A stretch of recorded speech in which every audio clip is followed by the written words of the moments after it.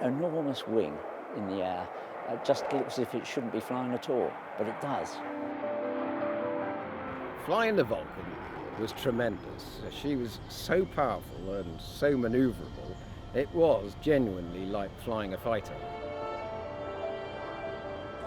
To get this aeroplane into the air, you'll need an enormous amount of thrust.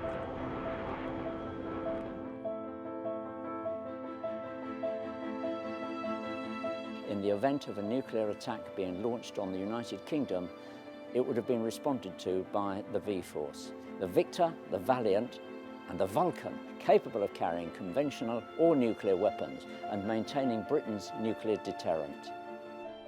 So what made the Vulcan so revolutionary? It had a delta wing design and was powered by 4 Bristol Olympus engines, capable of pushing it to Mach 1 at high altitudes, the perfect stealth bomber. Equipped with Britain's hydrogen bomb, it could also carry 21 conventional 1,000-pound bombs. During the height of the Cold War, its 5 crew, 2 pilots, 2 navigators and an air electronics officer could be airborne within 4 minutes on quick reaction alert. The British hydrogen bomb was successfully dropped by a Valiant at Christmas Island in 1957. An RAF team had begun developing nuclear weapons 10 years before, and the service was well trained and equipped to handle these powerful new armaments. The RAF was now made responsible for the British deterrent, for it had immense power to retaliate against any aggressor. The RAF's fleet of Vulcan bombers were designed for high-speed, high-altitude sorties, so they were painted anti-flash white, making them hard to see and detect from the ground. It was also thought the colour would reflect thermal energy to protect the aircraft from a nuclear blast. The nuclear components of the Vulcan, it's basically the blue steel missile, and that's a standoff missile. So it would be carried by the aeroplane to within about 100 miles of the designated target, and then the missile would be released. It had an inertial guidance system, which was supposed to be something that couldn't be jammed. It was powered by a Stentor rocket motor, so it travelled at very high speed. It was supposed to approach 3 times the speed of sound as it got close to the target. Not sure it actually ever achieved that. We had to show the world we could scramble fast enough to avoid being wiped out on the ground. The QRA, Quick Reaction Alert, was the highest state of readiness we'd ever known in peacetime. Speed and high-altitude operation were Vulcan's strengths until advances in air defences forced a rethink.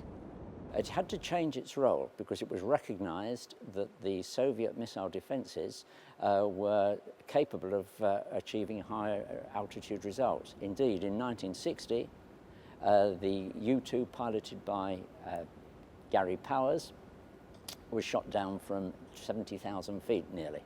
So the role of the Vulcan was rapidly reassessed in the V-Force, and they were then designated as low altitude, high-speed aircraft capable of delivering a nuclear weapon from a standoff position some distance away from the target. Lower-level sorties meant a change of camouflage for the Vulcan, from anti-blast white to grey and green, making it harder for Soviet interceptors to spot. But more trouble loomed for Britain's V-Force. Britain was offered Polaris. So after 12 years, the deterrent passed to the Royal Navy. We were still training for the nuclear role, although we were now the secondary nuclear deterrent to the Polaris submarines and the Tridents. I was with 9 Squadron, where we had 4 squadrons at RAF Waddington, and there were a further 4, including the Operational Conversion Unit at RAF Scampton. So a formidable force. Each squadron had about 12 aeroplanes, and they all had to come up to a certain readiness, which was checked in various exercises during the course of the Vulcan's routine lifetime. She could outmaneuver any Soviet fighter of the period. But you can't keep going round and round in circles, you have to deal with them in another way, and she has electronic countermeasures operated by the Air Electronic Officer, the AEO. It was only used once in anger. In 1982, Argentina invaded the Falkland Islands.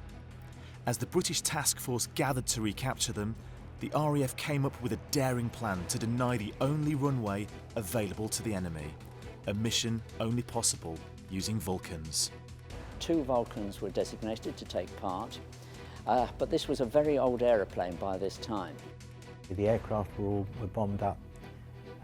We took off with 11 Victors, 2 Vulcans.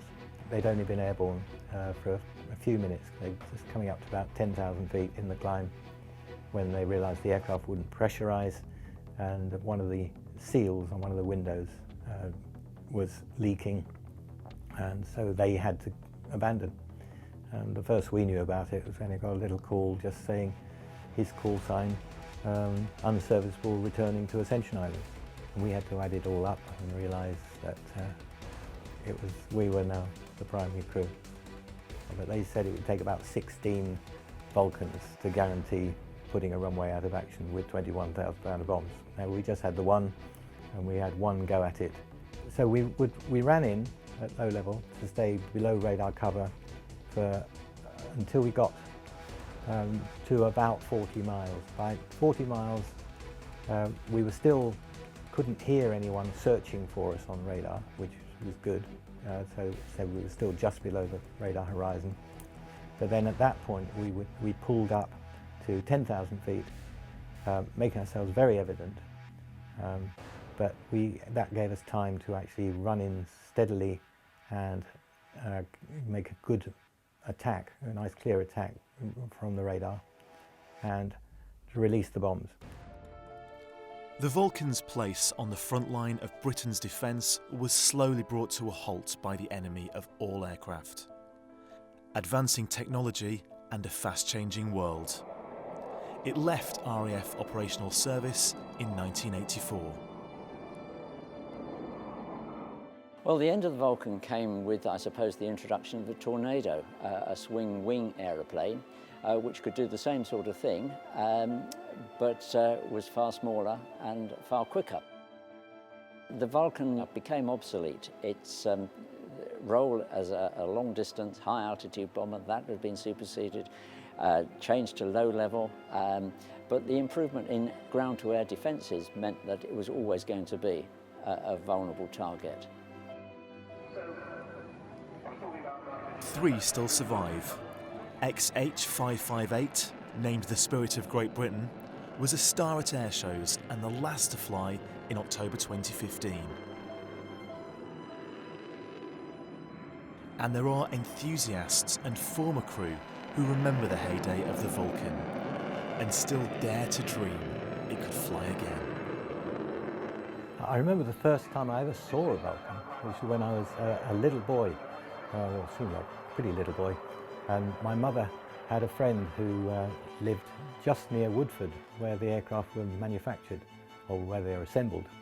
And I still remember that feeling. Well, I must have been something like 8 years old, and this huge flying triangle came over our heads to land at Woodford.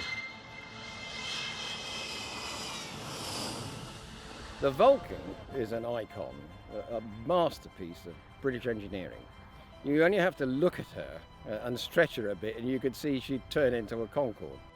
It is a beautiful design and a beautiful aeroplane.